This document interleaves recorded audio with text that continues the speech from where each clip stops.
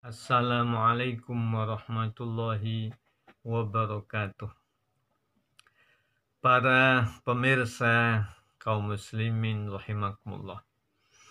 Ada teman saya yang bertanya, apakah air hangat atau air yang sudah direbus itu boleh kita gunakan untuk mandi besar, mandi wajib?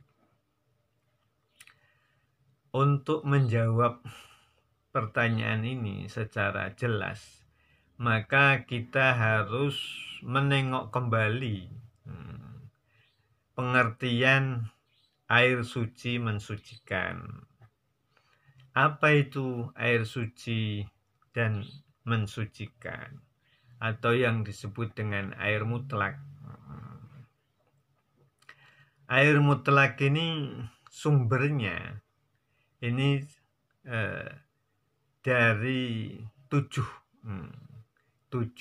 jenis air.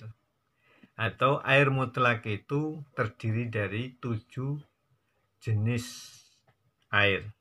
Yang pertama adalah air hujan. Yang kedua air laut. Yang ketiga air sumur. Yang keempat air mata air. Kemudian yang kelima air sungai. Yang keenam air es atau air salju. Kemudian yang terakhir, yang ketujuh adalah air embun. Ini air mutlak. Lah, air mutlak itu air yang suci mensucikan. Dinamakan mutlak itu artinya dia terbebas dari qaid, yang lazim. Air mutlak itu air yang terbebas dari qaid yang lazim. Lah, air panas atau air yang sudah dimasak, kemudian dicampur dengan air dingin tentunya. Jadi air yang sudah direbus sampai mendidih umpama, kemudian dicampur dengan air dingin sehingga tidak terlalu panas atau sehingga menjadi hangat-hangat kuku. Ini tergolong air mutlak atau tidak? Kalau air yang demikian ini tergolong air mutlak, maka air tersebut masih sah untuk kita gunakan mandi wajib. Seperti umpama orangnya lagi sakit, kita lagi sakit, kemudian pantang kena air dingin. Nah, kita harus mandi wajib. Kita mesti merebus air sampai mendidih katakanlah. Kemudian air mendidih itu kita campur dengan air dingin. Nah, kita gunakan untuk mandi. Lah, air tersebut tergolong air mutlak apa tidak? Artinya air tersebut katakanlah air dingin, air hangatnya, katakanlah air hangat. Air tersebut yang berasal dari sumur lah, dari sumur. Ketika kita proses menjadi hangat, nah, air yang hangat itu ketika kita tuangkan di gelas, ini qaidnya hilang apa tidak? Masihkah kita menyebut air hangat ataukah kita sebut air gelas? Ketika kita tuangkan ke dalam teko, kita sebut air hangatkah atau air teko? Nah,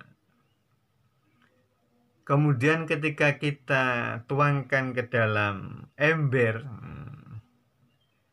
masihkah kita menyebut air hangat? Ketika kita tuangkan ke dalam kolam, masihkah kita menyebut air hangat? Saya yakin tentunya tidak. Ketika kita tuangkan ke dalam gelas, kita sebut air gelas. Ketika kita tuangkan ke dalam teko, kita sebut air teko. Ketika kita tuangkan ke dalam kolam yang besar, maka kita akan sebut air kolam. Artinya qayyid, hangat itu tidak lazim. Air hangat, hangat ini namanya qayyid. Qayyid ini tidak lazim. Beda dengan qayyid lazim, misalnya air kelapa. Nah, air kelapa. Nah, kelapa ini namanya qayyid yang lazim. Kita buktikan.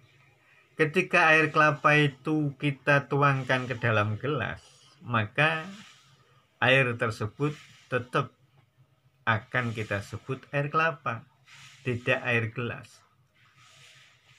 Ketika kita tuangkan ke dalam botol, maka air kelapa itu tetap kita sebut air kelapa. Itu air apa? Air kelapa. Kita tidak akan pernah menjawab itu air apa? Air botol, tidak. Ini menunjukkan bahwa kelapa ini adalah qayyid yang lazim. Terus air kelapa itu karena jumlahnya besar, kemudian kita tuangkan ke dalam kolam. Kita akan menyebutnya tetap air kelapa, bukan air kolam. Ini menunjukkan bahwa kelapa ini adalah qayyid yang lazim. Oleh karena air kelapa ini bukan al-ma'ul mutlak, bukan air mutlak. Oleh sebab itu, air kelapa tidak bisa mensucikan sekalipun suci. Suci tapi tidak mensucikan. Lah, berbeda dengan air hangat tadi. Kalau air hangat, hangatnya ini tidak lazim, bukan qayyid yang lazim. Oleh karena air hangat yang tadi ditanyakan, bolehkah air hangat itu digunakan untuk mandi wajib? Jawabnya bisa jelas sekarang. Jawabnya boleh. Air hangat itu sah-sah saja kita gunakan untuk mandi wajib, untuk membersihkan najasah, untuk berwudu. Ini sah, boleh.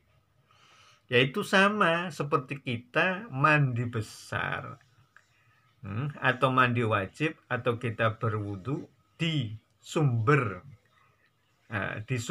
air panas, di sumber air panas. Katakanlah ada sumber mata air yang panas, yang hangat, kemudian kita mandi wajib di situ, boleh menggunakan air itu. Kita berwudu menggunakan sumber air yang hangat atau yang panas itu boleh, boleh, sah-sah saja. Yang penting tidak mencelakakan pada badan, ya. Boleh. Kalau panas, terlalu panas, kemudian kira-kira membawa madarat, mafsadah, itu tidak boleh. Tidak bolehnya bukan karena panasnya atau bukan karena hangatnya, tetapi karena mendatangkan mafsadah, mendatangkan kerusakan, mendatangkan kemelaratan, ya tidak boleh. Itu sama seperti ada air terlalu dingin umpama, kemudian kita kondisinya dingin, pantang dingin, ya tidak boleh kita gunakan air itu. Dingin, atau panas itu tidak boleh. Tapi bukan karena panas, bukan karena hangatnya atau panasnya, ya, bukan karena dinginnya, tetapi karena air tersebut membawa mafsadah, kerusakan bagi badan kita atau tubuh kita, baik itu dingin ataupun panas. Yang jelas, ya, sekali lagi saya ulang, saya tandaskan bahwa air hangat atau air yang sudah direbus itu suci dan mensucikan. Kenapa? Karena air tersebut masih tergolong air mutlak. Demikian kurang lebihnya, mohon maaf. Mudah-mudahan menjadi tambahan pengetahuan. Al-'afwa minkum. Wassalamualaikum warahmatullahi wabarakatuh.